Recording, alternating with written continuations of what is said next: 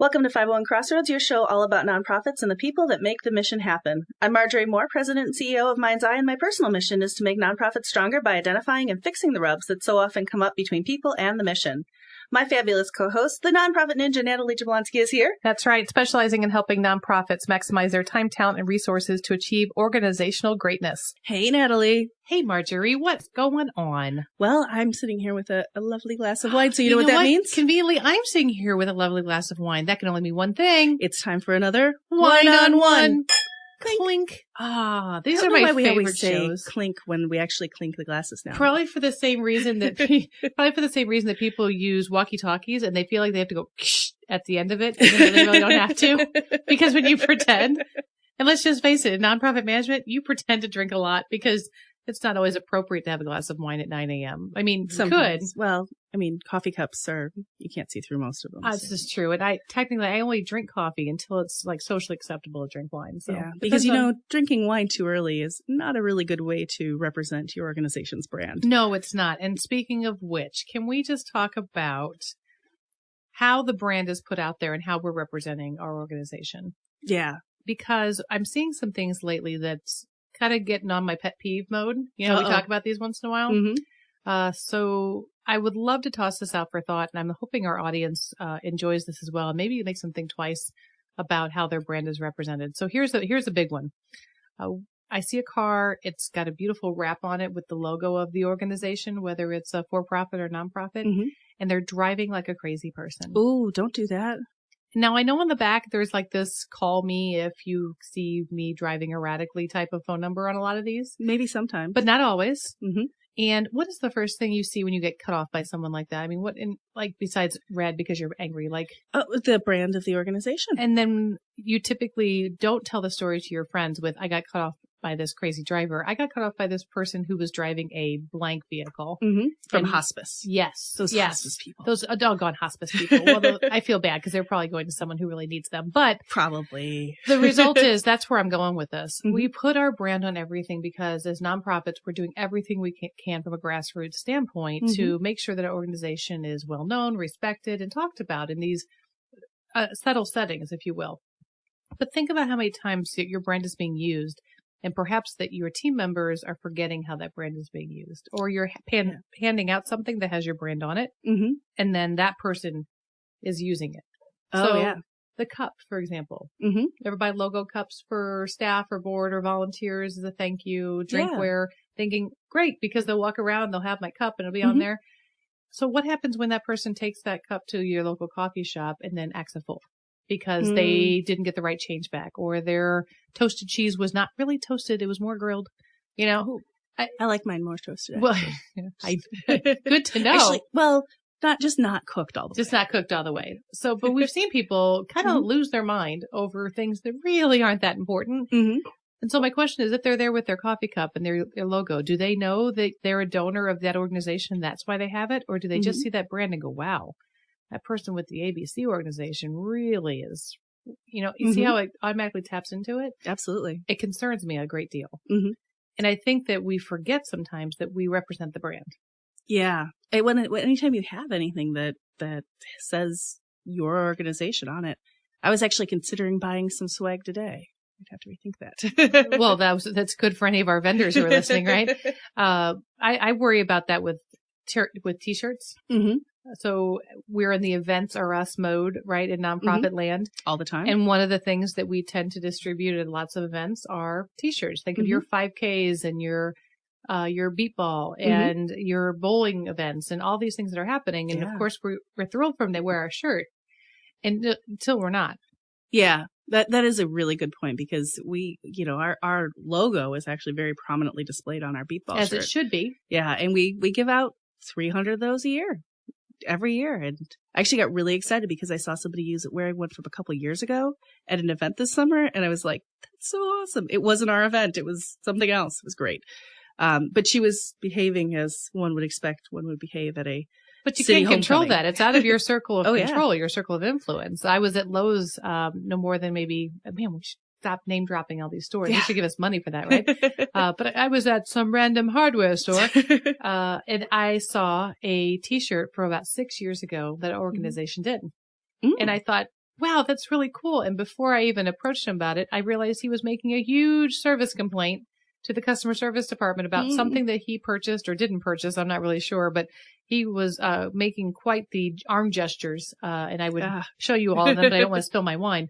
And I thought, oh, I'm not going to approach him or talk to him. And could you maybe turn that shirt inside out? Because I don't want people seeing you and seeing our logo while you're doing that, which, we can't control that type of thing, but it just makes me really wonder about the things that we can control. Do your staff realize when they're wearing their name badge that even though they're on their lunch break, that they're still representing that organization? Do your staff realize that if they have their LinkedIn account set up and the title that they have with the organization is what they see the first time they log in, that posts that they make represent that organization? Yeah.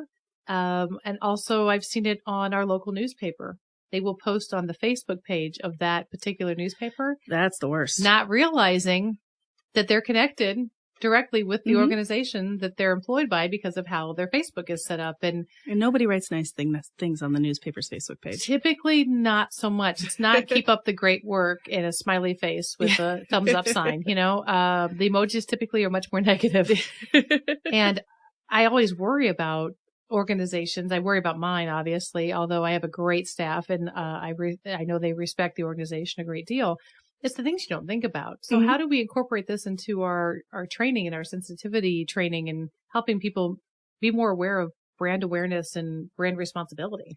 Well, and I think that's the really big trick because, when your employees are off, they're off. Off meaning in their brain. Yes, in their brain. Because unfortunately, in today's society, a lot of nonprofits do such a great job marketing, and the employees follow that suit, and they do such a great job of marketing that you are no longer Marjorie. You're Marjorie with ABC organization. Exactly. Like they just know you like that. So you could be off the clock, however that defines you, even though you have unlimited PTO, so you're always off, right? They're always off. But to them, they're still Marjorie with ABC organization. So when you're out at the bar on Friday night, and sorry, I know the video's not there to prove it, but it's not. I made sure there wasn't. Those got deleted. We took that YouTube video down, baby.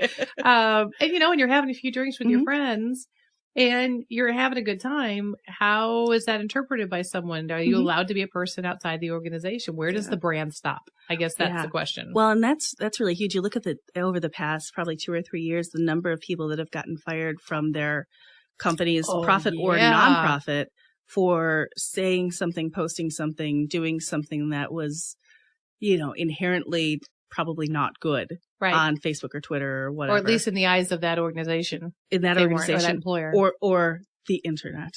Yes. So, I'm always amazed at before you post. The number of people that, immediately go to, person says something on the internet and everybody immediately jumps to, they should be fired from their job. Yeah. And I'm not always sure that that's the best response. Well, it's the pitchforks that they've got you, right? And the torches. Yes. But I disagree with what you've said, sir. So therefore, we should just, they're off with their head. We'll go, we'll go all the queen on them. But I think there's something to be said about you can set yourself up for success and do the right things social media wise to help yourself. So if you on any of your social media, whether it's Twitter, Facebook, Instagram, LinkedIn, somewhere on each of your accounts, please do yourself a favor. Go to the section where you're allowed to load up information about yourself and put the words, the views expressed on this site are that of the individual and not of my employer. I don't do that. It is not a complicated phrase. You put it down very simply. It will help you in all respects with regards to that. Even though you still might act out or do something inappropriate, it does kind of give you a safeguard, I think, from separation of the two things. I wouldn't say it gives you full blanket immunity, though. No, doesn't mean you can go and slam your boss on everything. You still have to account for that on Monday morning. But it does give you some separation, some leeway, because it reminds people that you are an individual and a person, that yes, I might share something about my organization on my personal page, but it's because I personally decide to do it. So it does give you that leeway. And then, of course, the other thing is, watching what you do, thinking twice. I know it seems impossible for people, but you could actually, and this has been proven, you could actually read something on social media that you don't like and choose not to comment. What? I'm just saying it's been proven. Science has proven talk it. To, it's social. You do this little thing. You just keep swiping to the next thing, swiping up, and eventually it's not on your screen anymore, and you're okay, and they're okay, and the world is still a good place. So I'm not saying don't speak your mind by any means, but I am saying if you don't, if you think that you are so emotionally charged by what you've read that you may not be able to make the best comment at that time that would represent your brand, then perhaps you need to let that quiet down a little bit in your head, and then go back and post something later that is more controlled from your emotions. That is a really good point. And we should point out that there are some labor laws in place that, that do shield employees from some speech on the internet where, stuff that your employer might not like, you can still post. Right. And technically can't be fired for it, but which does go back to, does your organization have a social media policy in their employee handbook? Yeah. If you say no, I'm going to ask, are you sure? Because you may have just not read it very clearly. Because I don't know about you, but when you start, you get an employee handbook typically, or a link to an employee handbook, or a PDF sent to you, and it's probably more than 20 pages, and you're like, that's really great. Someday I'll read that. And you sign the document saying I've read it, right? And I agree to abide by it. Well, you need to know what's in there, and what does your employer say about that? And I've heard some nonprofits tell me, "Oh, Natalie, we only have 4 people. We really don't need to deal with that." Really? You probably should. You probably should. It's very mainstream, and this is no longer the social medias for them youngins. In fact, we've talked about that before, as different social media pieces and how they're for different groups. And you can no longer afford to be an ostrich. You have to take your head out of the sand and take a hard look at how your brand is being represented, not just online, but in face-to-face. How is it being represented by your donors, by your board, and making sure that you are doing your best to be able to control that environment. Yeah. Now, one last question. Do you take your organization name tag off when you go to the wine store? Do I? Well, it depends if I'm asking for a donation or not. And shout out to our local, because they do a really good job for us. But no, actually, most of the time, and I would say probably 99% of the time, I have my name tag on still at night. And my husband will actually turn to me and say, "Hey, Natalie, I think we know who you are. Would you like to take that off now?"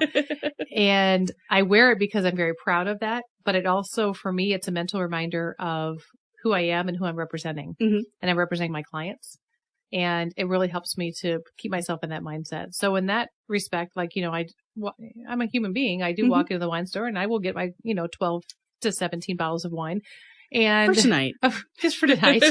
I'm not drinking them in the store today. But I will go in and do that, because what I find is that starts conversations with people. And it's not, for me, it's not a conflict as long as I'm representing my brand appropriately. So name tags don't bother me. Shirts don't bother me. Having my logo, I would put my logo on my car with no problem. Mostly because you're a very safe driver. My kids tell me I drive like a grandma, so it's pretty much okay. You might annoy some people behind you, but yes, those are the people who are cutting me off, right? But the reality is, I'm very respectful to my brand, and I know that that's important, and I know that the clients are depending on me to do that. So I like going out because it starts conversations. I've had new clients that have come from standing in line at the grocery store. I've had volunteers that I've met in the wine store. Yeah. So, we are all human. Therefore, we all have opportunities to engage with one another. And I think we just need to remember, if you're donning the brand, to make sure that you're doing it correctly and that you're being thoughtful about it. Good pointers. Yep. And thank you to all of you for joining us on 501 Crossroads. 501 Crossroads is recorded at the studios of Mind's Eye Radio and is produced and hosted by me, Marjorie Moore. And me, Natalie Jablonski. Mike Curtis is our sound engineer. Please go to iTunes or Stitcher or your favorite app and subscribe and leave us some feedback so others can find us. You can find us on Facebook at 501 Crossroads. Thank you for listening, and remember, we're all working towards the same outcomes.